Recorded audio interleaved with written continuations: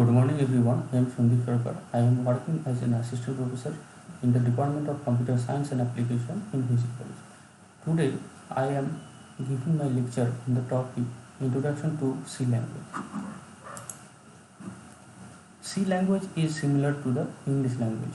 Using C language we can communicate with computers. In English language there are alphabets, and after using alphabet we can create words, and next we can create sentences, and final data. Similarly, in C language there are alphabet digits and special symbols, and using those alphabets, digit and special symbol we can create constant, variable and keyword, and after that instruction are created, and finally program are built. C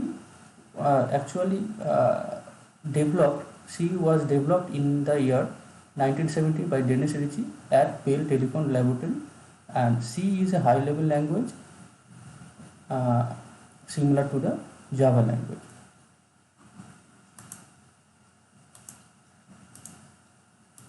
Next, there are many characters in C, similar to the alphabets in English language.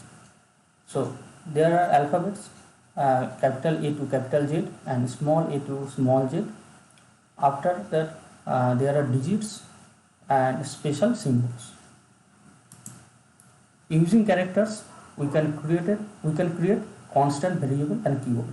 And constant is the entity set does not change, whereas a variable is an entity that may change.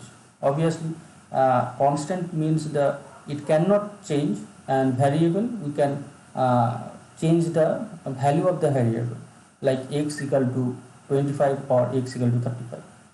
And next, the keyword is already defined in C compiler. What is the meaning of this keyword? And next slide I discuss more about the keywords. Next, there are two types of constants. First is primary constant, and second is secondary constant. Primary constants are divided into three categories: integer constant, real constant, and character constant. Similarly, secondary constants are divided into five sections. First is array, next is pointer, then structure, union, and etc. Those are the keywords which already defined in the C compiler. You can see that auto, break, case, character, constant, those meanings, the meaning of those keywords are already defined in the C compiler. This is the first C program. It is very simple C program. First, there is we can see that hash include stdio.h. Here stdio.h is the header file, and main function there is always a main function in C program.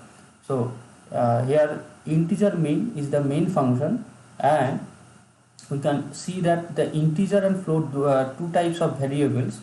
Integer is for the integer and float. Next, p equal to we have defined p equal to 1000, n equal to 3, r equal to 8.5.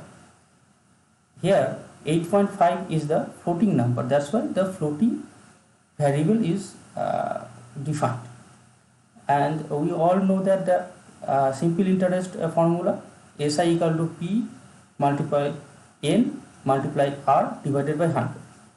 Using this formula we can calculate SI, and printf is the function already defined in the header file.